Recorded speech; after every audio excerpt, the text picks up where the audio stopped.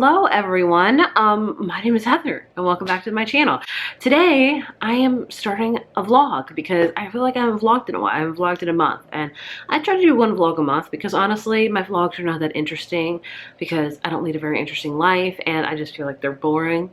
I don't know, but I thought, hey, why not do one? Because I'm in a very particular reading mood right now, and that is thrillers. I really want to read thrillers. I get that itch in the summertime, so I thought, hey, why not make a vlog out of it? So I'm going to try to read 3 thrillers in this video, and I hope they will go well. But first, a word from the sponsor of this video, BetterHelp. BetterHelp is a customized online therapy that offers video, phone, and even text sessions with your therapist. I talked about my channel, struggle with anxiety, and you know that changes time and time. Like some weeks it will be medical anxiety. Sometimes I will get very overwhelmed easily, especially if plans change. I do not do well with change, but at the end of the day, therapy helps me out a lot, and I know BetterHelp could help you guys out a lot if you're looking for therapy. And if you are interested in therapy, BetterHelp makes it super easy. All you have to go to is their site and fill out a customized online questionnaire that asks you like what you're looking for in therapy, what you're willing to get out of it, what maybe things you struggle with in your daily life that would require therapy. And all you do is you fill that out and you will get matched with a therapist. What's great about BetterHelp is that they offer a no charge for changing therapists, because sometimes maybe you and your therapist are not jiving well, and that happens. BetterHelp always offers you to change therapists with no additional cost at all, which is awesome. So like I said, all you do is go online to their site, fill out a questionnaire, and there you go. You can get matched with a therapist and you can get your help starting today, because that is what's beneficial. Therapy is amazing. I recommend it fully. It's just always good to talk to somebody and maybe they can help your situation with life, and just have someone to talk to in case you don't have someone to talk to. BetterHelp is there for you. So join the 3 million plus people today that have taken charge of their mental health by using BetterHelp. I've told you guys repeatedly, so many people are using BetterHelp that they're constantly recruiting therapists in all states because they're growing so rapidly, which is amazing because that means more people are reaching out for help, which is always a good thing to do. Never suffer alone. Always speak to someone if you can. If you go to www.betterhelp.com/bookables, you can get 10% your first month off of BetterHelp. So that is awesome. I highly recommend. Discount codes are great. So if you were weary about therapy and the cost, this code could help you out. So again, go to www.betterhelp.com/bookables to get 10% off your first month of BetterHelp. Again, thank you so much to BetterHelp for sponsoring this video, and onto the books I'm planning to read for this vlog. Spoiler warning, there's 3. So like I said, I have 3 books that I really want to primarily read for this vlog. First up is A Twisted Love Story by Samantha Downing. This is her 4th book. I read all 4 of her books. I guess technically after this one I'll read her 4 books, but I do really enjoy her reads. I love My Lovely Wife and He Started It. Those are my 2 favorite. And then she has another one, For Your Own Good. I didn't really like that one. I don't know. But this one is about like a relationship that goes bad, that maybe is like very toxic, which I don't know, but I really am excited for that one. I literally just started it, so that is one. And then I have one that doesn't come out till August, but I just really want to read it right now, and that is None of This Is True by Lisa Jewell. I have read a few Lisa Jewell books before. She's very much a hit or miss author for me. Sometimes I really like her books, sometimes I don't, but this one, the reviews have been really good, and it sounds really interesting. It's about a girl that like has a podcast, and she meets another girl that's like trying to be heard, wants to be on the podcast, and what do you know, she ends up being the own subject of her own kind of crime podcast, which are just like, what? So it's very intriguing to me.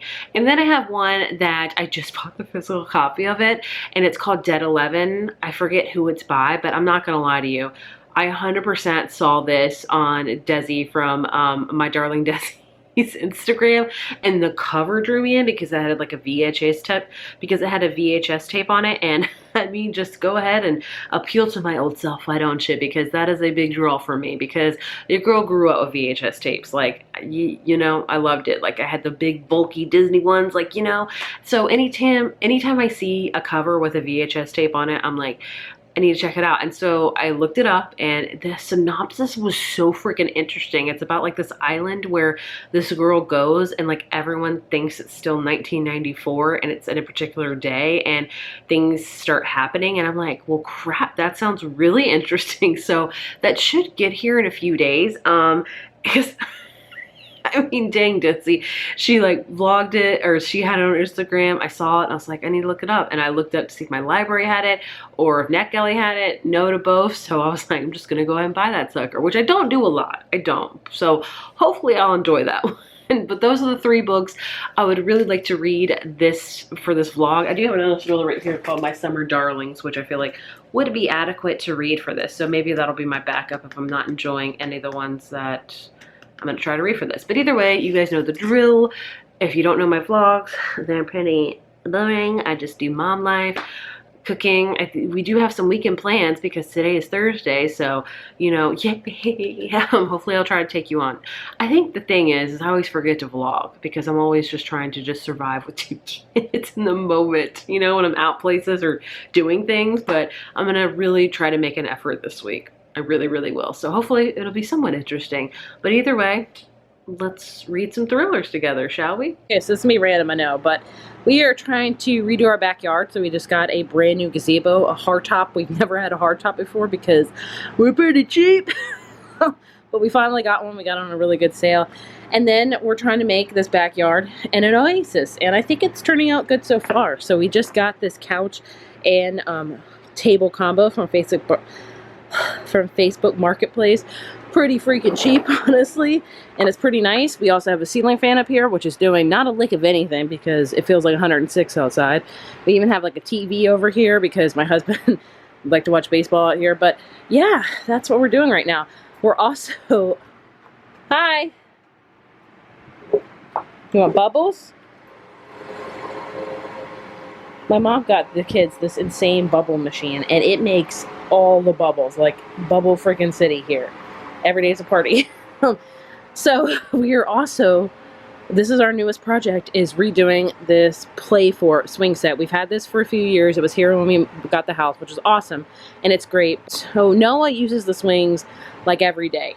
That's his thing, and if you think he's going to use it even when he gets older. He's autistic, if you didn't know. We also have her. She's only 2. She'll be 2 next month. So we have a lot of swing years left. So my husband is in the middle of building a brand new swing set, like a really strong one, because that one actually broke because he used it so much. So we're building a new one because it's cheaper, honestly, and then he's going to build a new fort area where it's going to be like a house thing. It's going to be so cool. I'll show it to you when it's all done, but it's going to take time because that's how it is. But right now, as you can see, I have the umbrella up because it helps with shade when the kids do swing, and then the chair is where I sit when they swing, and I read sometimes. So yeah, we are slowly making this like I told you, it's like freaking Bubble City here.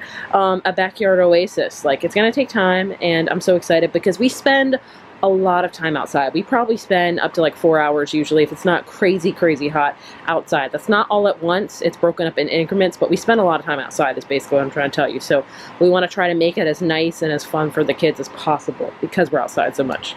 While I have you, I don't know why I said that, I'm going to take you a tour through my flowers. So these are all mums, if you can believe it. I think Miracle Grow has done a lot with it, and they're already blooming. It's July, and they're blooming. I don't know what that says. They probably won't bloom again when they're supposed to in fall, because if you don't know, mums are fall flowers. They probably grew because they're freaking huge. Also, these are some gladiolus I'm trying out. We'll have to see. I have just some hanging baskets. This is a petunia. Over here is a brand new area we've done. We're going to hang that up. Okay. These are some dianthus. I don't ever say that wrong. Then we have some vincas. These are some lilies. They've already bloomed, but they're still alive, obviously. That's a hosta. This is some pansies, and over there is a Gerber daisy that's bloomed and done. But either way, it's a beautiful, like, menagerie. I'm going to plant more things here. It's kind of my experiment flowers. In these big pots, I always put petunias every year because they just do so good over here. And then I forget what these are, but the leaves are literally like lamb ears. They're kind of soft and stuff, but the petunias, like I said, do so good. And it's the same thing in that other pot. Over here, this is kind of my area where I have all of my Lowe's, like, clearance flowers. If you go to Lowe's in the back, they'll have distressed flowers. Sometimes they're too far distressed. There's no helping them. But sometimes they just need extra TLC, and that's when I buy them because, again, if we have established, I am cheap. So this right here is a geranium. All the blooms are gone. This thing was really dead, but I think I got it for like $3, and it's already looking healthy again. As you can see, buds are doing. I forget what these are called. I did buy them regular price. This again was another lowest distressed one. It's looking okay. It might be kind of the end of the time, but I might just need to deadhead it. But it's still very much alive. Don't ask me what they are. These are some more pansies, which I got again. They were distressed. They're doing awesome. And this right here, I have bought full price. This is hibiscus. I've always wanted to have one, and I'm keeping them in the pot because I don't know if you can put them in the ground or not. I'm not sure. But this was full bloom yesterday, but it's kind of going away. But they are beautiful. And I have like 5, 6 more blooms left. I will buy more of these because I love them.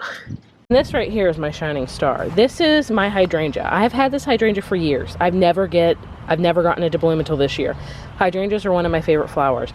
This is the healthiest I have ever had it, and this is my only bloom this year, but I do not care. It is still bloomed. As you can see, it's like a beautiful soft pink color, but it's healthy. This used to be very dead because hydrangeas are hard. They like shade, and it gets hot where I am. So the fact that I have one bloom, I count that as a freaking win. Here's a close-up of the swing in general. As you can see, like this is some sturdy junk. Like these are no regular, like these are some hard knot things. We wanted to buy ones that could be good until Noah was a teenager, honestly, if we want to use it. I could probably swing on this. Will I? No. But either way, it's going to be a labor. But a labor of love. My husband loves doing stuff like this.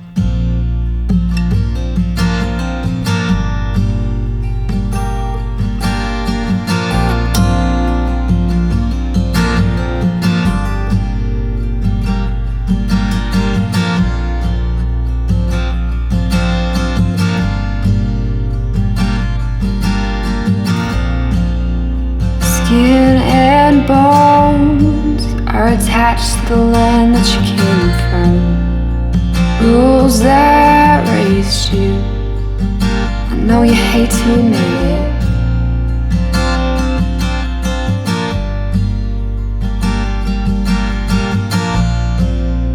Steps and strides have begun to take form in a new road.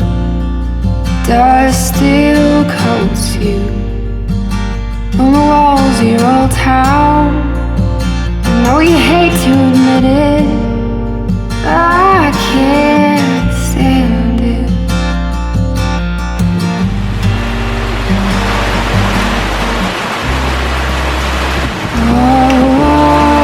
So I wanted to share with you this new recipe I'm doing because we had friends over this night for like a little tiny cookout. It was just a couple of our friends. But anyway, it's a new recipe. It's like a strawberry graham cracker, like Cool Whip type of cake. So you saw I had graham cracker crust, and then I'm cutting up a bunch of strawberries, and then I'm making my own whipped cream. It's super easy. All you do is get like heavy cream and powdered sugar, whip them together, boom, you got yourself some whipped cream. You could get Cool Whip, which in retrospect I probably should have done to save time, but you know, I wanted to be a little bit fancy. And then I made another batch of kind of whipped cream. This one had like cream cheese, vanilla, I think a little bit of brown sugar in it, and you whip that together. So this one's technically not whipped cream. It's just kind of a filling, I guess you could say. And then you take your whipped cream, you put some Jello, strawberry Jello mix, put some strawberry in it. That's like one of your layers, and then you kind of start assembling it. So you put on top of the graham cracker crust strawberries, and then after that you put, I believe, like the cream cheese type of filling, or maybe it's the strawberry one. I guess it's the strawberry one. Now we saw. Then we put the other whipped cream thing, and you top it off with, you guessed it, another layer of whipped cream. And there it was. It was super easy. And now we're making some pasta salad because this is one of my favorite things to make. All I do is I cook rotini noodles, cut up peppers, English cucumber. I do some pepperoni because I do love that. You can put tomatoes. I don't like tomatoes, so there you go, whatever you want to do. Then I put some Italian cheese on it, and I always top it off with the Olive Garden dressing. That is my favorite, and it is super light, super easy, and super yummy for summer. Like, I cook it all the time. Hello, quick update time. So I just wanted to say a quick update. Sorry, I'm editing. Every time you see me film in this room, this is our sunroom, so we don't really have any AC. We have like a little AC system. And we also have an oscillating fan. So every time you hear my voice kind of go in and out, that means the oscillating fan hit me. I did not realize while filming, of course, editing, I'm like, oh my gosh, the sound is not the best. And it's loud because of the fan and the AC, but where I live, it's 100 degrees, so I have to have that on in order to like just live in that room, which we're in a lot. So I just wanted to clarify that. So whenever you see me filming this room, the sound is not going to be the best, and I film in it in a lot, so apologies in advance. Just wanted to quickly throw that out there. Let's get on to the video. I'm on 35%. What chapter is that? I don't know. 35% in. There you go. So this book still has quite not revealed exactly what's going on, but what I do know, it is about a relationship that is not good. So we follow two characters. We follow Wes and Ivy. In the beginning of the book, they are broken up, but they decide to get back together, even though it is not a good idea. Like, you see a lot of history between them and their fights and things like that, and they are just so clearly toxic for each other. It is a toxic relationship. It should not be happening. I feel like I'm reading a Colleen Hoover book with a toxic love relationship. I know it's bad, I'm sorry. I just don't, you know, that's just how I feel about Colleen Hoover books. I feel like they are just kind of toxic, but this one's so blatantly obvious in your face. Like, they have, let me just say, this is not spoiling anything, it's just like a side note. Like, let me just say, the first fight, the guy was just reminiscing. First, he was reminiscing on how broke they were when they were in college. They would often go to like gas stations to get like their 3 favorite snacks, and his was like Diet Coke, Flamin' Hot Cheetos, and a Crunch Bar, which saw a combination, whatever. But anyway, with that, he then thinks about their first ever fight they ever had in college. Apparently, he was quite inebriated at a party. He maybe flirted with another girl that wasn't Ivy, and she yelled at him and like stormed out of his apartment. And he wakes up the next day, obviously hungover, and he goes in his kitchen, and there's like this huge bowl of like crushed up, like fine dust, Flamin' Hot Cheetos with crushed up Crunch Bars, and then all poured on top of it is Diet Coke, his favorite snacks. And his first thought, you know, first if I saw that, I'd be like, you know, she's a little bit, that's a lot for me. Like, no thank you, right? You would think that too, probably. No, he was like, wow, I've never had a girl go to this stretch for me. Like, you know, she remembered these things, and she made like a vindictive thing. And he's like, I can't. He literally said, I can't let a woman like this go. And I was like, no. To the no. What? Like, I mean, like, it's a red flag. And that's not to say it's just her. He's equally as bad. Like, they are just so bad for each other. But anyway, they're back together now, and they keep, like, they both have, like, this tally in their head of things that they've done wrong and things like that. But also, we have other things brewing. We have, like, an assistant at Wes's company kind of snooping on Wes a little bit. We have a detective that maybe is getting into Wes and Ivy's history because something happened, like the last big breakup they've had, and they don't really talk about it, so I'm guessing that's what the whole tumultuous thing's gonna be. But either way, these people, it's like watching, it's not good. It is not good at all. Like, and you know what's funny is, like, everyone, when Wes told his coworkers that him and Ivy were back together, they were like, why? Like, why? And I'm like, yeah, why is a great question. It's just, I don't get it. But it's interesting so far. I can't say for sure when I'm feeling like rating it, because I felt like not enough has been divulged, if you know what I'm saying. So there's that, I guess. Anyway, I'm gonna go because we're having a couple friends and their daughter over, and we're gonna have like a little cookout. Hopefully it'll go good, fingers crossed, but I'll update you more. Hopefully I'll get you halfway by tomorrow. That would be awesome.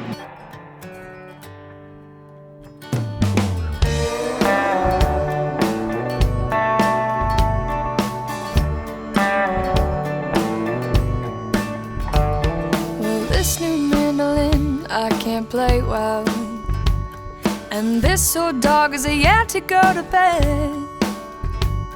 and only the good book can bring me comfort, while I lay on the floor praying for rest. But in my dreams I stay tight, pushing my way through the crowd, searching for another who understands a lonely lover, broken-hearted and sad.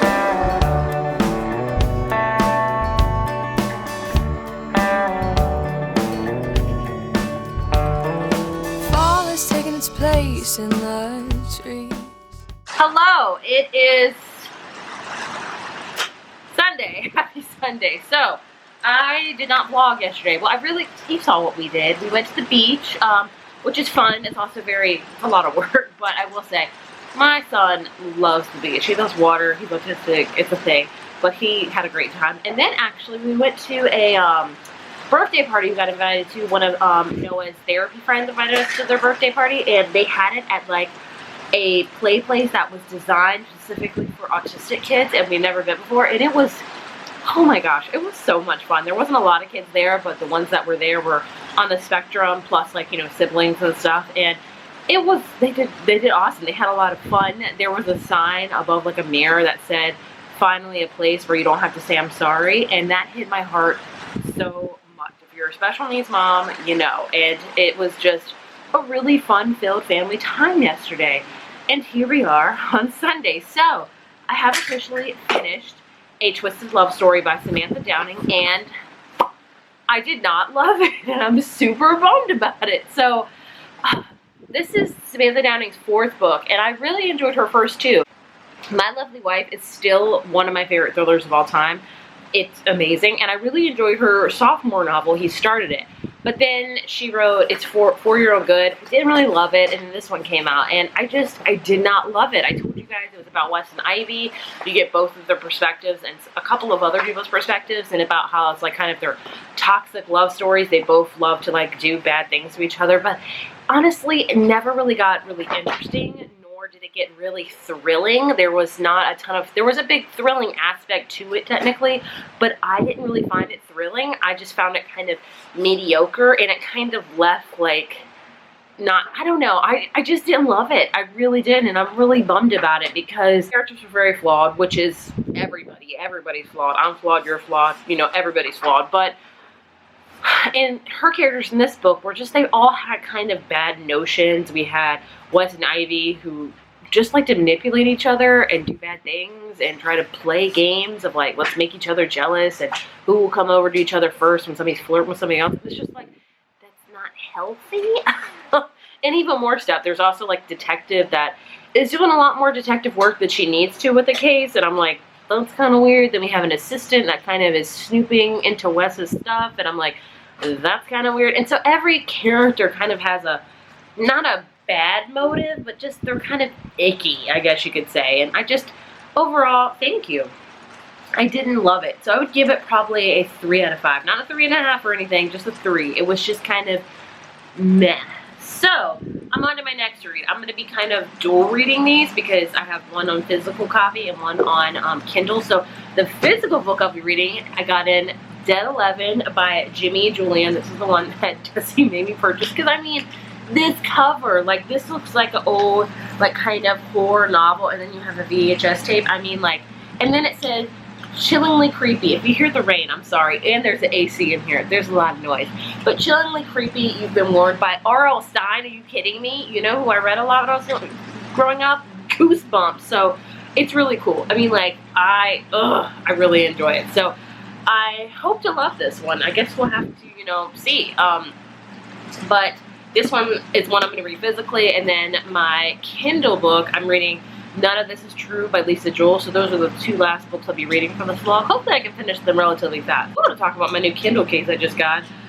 It reminds me a lot of like Twilight, but I like it. And I got this one in particular because when you open it, it's got these things right here. You have this little like holder thing, which is great. I really use that one a lot. And then you have a stand because, believe it or not, I do like to read when I'm like straightening my hair or blow drying my hair. I could just like set this up on a table or something and just flip through it. It sounds weird, but like I do enjoy these aspects of it a lot, and I love the fact that you can just like flip it closed. So I really enjoy this like Twilight Seattle looking landscape, dark and eerie and stuff like that. So that's my update for right now. I'll update you tomorrow on reading progress. Hopefully, like I said, I'm literally on page 1 of None of This True, and I haven't even cracked this open yet. So, you know, here's to reading more.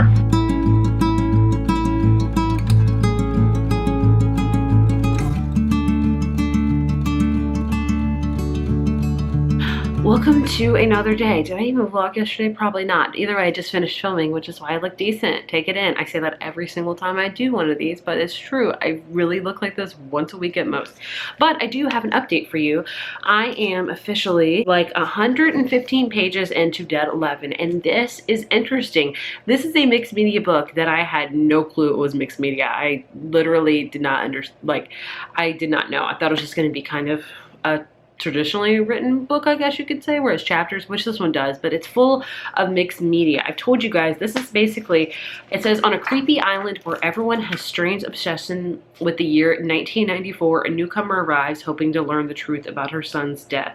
And so basically it's about a character named Willow who finds these words written on her like deceased son's like floorboards. It says Clifford Island, and so she becomes obsessed with the idea of learning more because maybe it can link somehow to his death, or maybe just will give her some kind of closure with this. So she goes, and basically by the beginning of the book, it's not spoiling, even says in the jacket, Willow disappears. Like, you have no clue where she's at. So then her brother Harper comes on the scene. He discovers that her sister went to Clifford Island, so he goes there. And so the whole book is kind of told like the very beginning, and it says a note to the reader, and I had to read it multiple times because I thought it was written by the author, but it's not. It's written from the point of view from Harper. So it's written kind of like he's writing a book. So like this is the book he's written, and it's full of mixed media format, and it basically says a sister went missing. So it says that he says, I've stitched letters, text messages, and interviews, as well as reenactments, for lack of a better word, of events that I've uncovered during the course of my investigation into something of a unique and unorthodox structure. Some of the events and artifacts are presented in chronological order. Other times I'll jump back in time to provide the valuable context that helps to illuminate the riddles of the island. This is all by design. The structure of this book takes you on the same journey of discovery that my sister and I took. When you actually realize what's happening on Clifford, the true sinister nature of the island, it's simultaneously jarring and yet surprisingly plausible. So it says, I came to Clifford Island with my eyes open, while Willow's eyes were closed. I mean, that's intriguing. That's, like I said, it's told in mixed media format. So far, I've seen like letters that Willow has written to her husband, her ex-husband. I've seen kind of reenactments we get from Harper's point of view. I've seen like newspaper articles. So it's very interesting how it's being told. Nothing's been really creepy yet through the 100 pages. But I mean, this book is 430 pages, which is pretty lengthy for a horror novel, so I'm guessing it's going to take its time to reveal its sinister nature, but it's intriguing because, like, we're all catching on the fact where this island is pretty much in 1994, and they're all obsessed with the O.J. Simpson trial, like, they're all, not the trial, the chase, the car chase, and it's like the same day almost, like, everyone's been obsessed with watching it, so it's just like, what the heck's going on? So we'll have to figure it out. So that's my update. And here is what the finished product looks like. It's been done for a while. I haven't. Right now it's cloudy, but usually we have this umbrella here, so it covers the shade. There's my reading chair where I sit, where either Noah's swinging or Autumn. She's not swinging right now. Eventually, like soonish, she's gonna build like a fort right here, kind of like our old one. We're gonna get rid of that. We're trying to sell it right now. But either way, like, when I say this thing is massive, like, it's like playground status massive. So, and I think he's gonna put a climbing wall kind of halfway on that. I don't know. It's cheaper to build it, so he did. And so, yeah, Noah's just swinging. And he can get pretty high. Hello, hi. I am here to finally tell you that I finished Dead 11. It took me a while because it is quite a long horror novel, but I have a lot of thoughts, and my battery's flashing, and my daughter is in here, so just, you know, forgive me. And I look like I'm sweating profusely. It's because I am. It's like over 100 degrees outside today, so there's that. Anyway, my thoughts. So this was really enjoyable. I had a good time reading it. This is a great fall read. It's kind of set in fall and winter, so I would recommend it for that season, but it was not quite a 5-star for me. I would probably give this a 4-star, and I think that the reason why it wasn't a 5-star because I think it kind of dragged on a little bit too long. Like, they kind of suspended the mystery for as long as they could, and I really felt that it kind of elongated the novel when it didn't need to be. How long did I say this book was? I think it's 440 pages. I think it probably could have been around Anywhere from 350 to 400, I think would have been a great sweet spot for it. It was just a little bit too long. When it finally all got revealed about the island and what it's doing and why it's kind of stuck in 1994, it was interesting because it does, like, the whole island kind of screams cult-like vibes, but you learn more about it, and it kind of left like on a, not a cliffhanger, but kind of open-ended, like you can imagine what you want from it. But overall, it was definitely very eerie. It was definitely interesting. You wanted to figure out more about the island. I love that it was told in mixed media format, so I didn't get really bored with it, even though it was a little too long. I say it was elongated, but I wasn't like super insanely bored with it because every chapter was different. Like one would be an interview, the next would be text messages, the next would be a letter, and it was very interesting in the format that he told it. But as far as like a first novel, I think he did really well. I will definitely continue to read more books if he decides to put them out. I enjoyed it. 4 out of 5. If you want kind of spooky vibes, and this again is horror. I don't know if I would classify it as horror. I would kind of say it's almost a thriller, but that's just me. It didn't really scare me a ton, and I say that, and I'm a huge chicken, so take that with a grain of salt. It just wasn't like overly scary, but there were parts that were really spooky. I'm not gonna lie to you. I was like, oh, this is very eerie. The whole presence of this island is eerie. So I liked it overall. I wish I could tell you more in depth, but I feel that I would take away from the whole plot of the book. So all you need to know about this book is there's a creepy island a woman goes to, she disappears, her brother decides to figure out where she went, and he learns more about the island, and you get to see exactly what's been happening. And there's also kind of fixation on this island where everyone's kind of feels like it's in the mid-90s. I liked it. 4 out of 5. So now I'm officially moving on to None of This Is True by Lisa Jewell. I am maybe on chapter 6, so I think I can fly through this one. Lisa Jewell writes pretty fast-paced thrillers, so I'll update you on that. My camera battery keeps almost dying. I did get a package from Macmillan, which I'm very excited about, and it goes with the theme of this vlog. They so kindly sent me the arc of Alex Feeney's new book, Good Bad Girl. I'm so excited about this. They also sent me a whole bunch of goodies. You hear that? It's because they sent me a mug that says Good Bad Girl, and they also sent me some English afternoon tea, a little notebook, and this ring that I'm wearing that has a ladybug and a leaf. I'm guessing all this will kind of play into the book, but either way, so excited about this. It comes out next month. I'm going to try my best to wait till next month to read it, but I don't know. But I'll update you when I can with more updates. Hopefully I'll finish this vlog in the next few days. Hello, hi, it is Thursday. I look not the best, but what else is new? I did want to update you, so I'm officially halfway through None of This Is True by Lisa Jewell, and I am really enjoying it. This kind of reminds me of my first ever Lisa Jewell book I read, which was Watching You, I believe. I really love that one. It's a very, it's a thriller, but I would classify, I forget what they say, a domestic, suburban thriller, just like kind of, like neighborhood thriller. I don't know.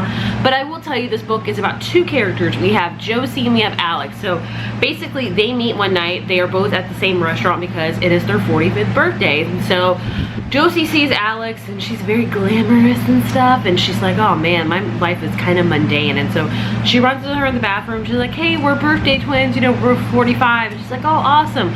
Turns out they were also both born in the same hospital, and Alex is a podcast host. She has this podcast, and Josie kind of just honestly becomes obsessed with Alex, becomes obsessed with the idea of Alex, Alex's family, everything Alex has that Josie doesn't. And so Josie kind of finagles her way into Alex's life. She starts to convince her maybe to do a podcast about her. And I know the synopsis says just as soon as Josie enters Alex's life, she leaves. So I think I'm getting to that part. But it is very much Josie is very controlling, and it's not something you catch right away. It's Lisa Jewell's writing these characters very interestingly, and the fact that you feel a lot for Josie because she's had a very rough kind of coming up and her life is not the best, but you also know that something's kind of going on with her husband, who is a lot older than her, and they got together when she was really young, which is a lot of red flags. One of her daughters is not in the picture anymore for some reason. It's just kind of, something's not adding up. Josie's hiding a lot of secrets, and I think this obsession with Alex is going to come to a head soon, but so far I'm really enjoying it. This is the last Lisa Jewell book I really enjoyed was the first one I read by her. I've read a few since then. I read The Night She Disappeared, didn't love it. I read The Family Upstairs, didn't love it. And I can't remember another one that I read. but so far I'm really enjoying it. I'm hopefully will finish it by tomorrow. If the rate, you know, because I'm so interested in it, I'm reading it quickly, so hopefully I will finish it.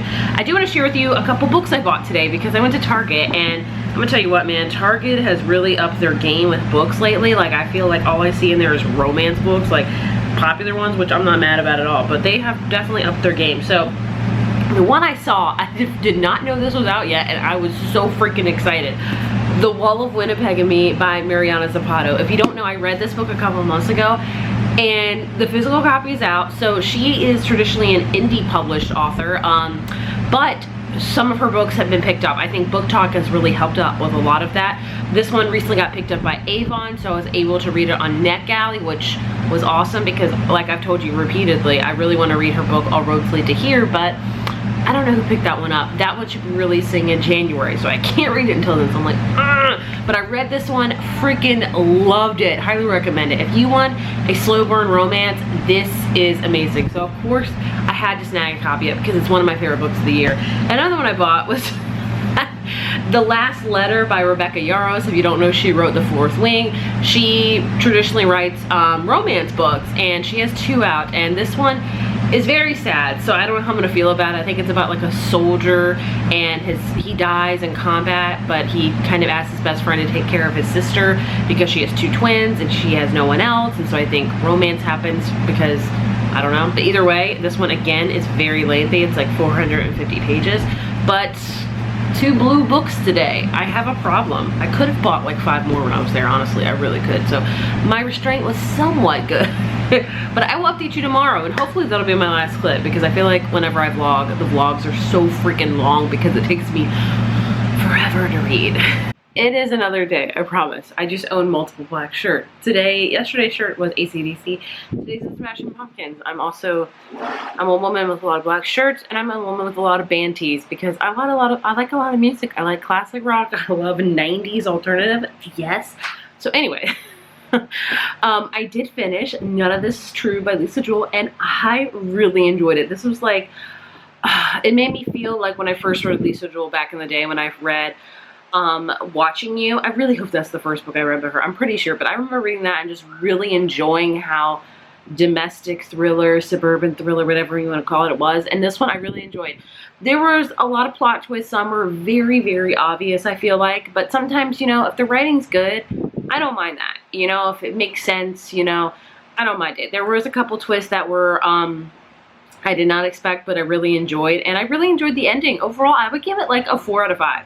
Maybe 4.25, maybe 4.5. I really enjoyed it. It was definitely a very interesting read as far as characters go because Josie is the character, like she puts on a facade of having this really sad like life and you feel bad for her, but then she shows another side of herself and you're like, wait, is this really real or not? And then you have Alex. It's all about, you know, showing the world what we want to show, and I really liked it, so I would highly recommend it. I had a good time reading it, and was it my favorite book of the vlog? I don't know. I'd have to, maybe it was. I really like this one. I really like Dead 11. Sadly, my least favorite was the one I was expecting to like the most, which is Always So Weird. I really was expecting to give A Twisted Love Story a 5 out of 5, but I did not really like that book at all. Like, it makes me so sad because I really enjoy a lot of that author's previous books, or first 2 in particular. So you win some, you lose some, and I want some for this vlog. I read 2 like thriller horror books that I enjoyed, so I call it a win. But yeah, that's it for me. Sorry for this really long vlog. Thank you guys so much for watching. If you've read any of these books, please let me know. If you want to read them, you know, let me know. I will see you guys in my next video. Bye.